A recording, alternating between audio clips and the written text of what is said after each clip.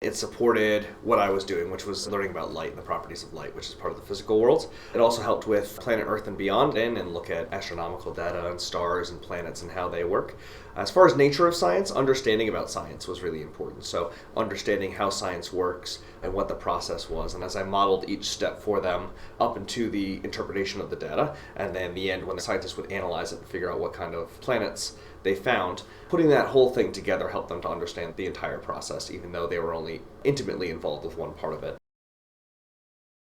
Interpreting representations was the main science capability that it worked on. That's the main thrust of what they were doing, was helping to create the graphs with data, and then to look at data and graphs that were already created in order to see if they could find a planet or the signature of a planet within the data with Agent Exoplanet.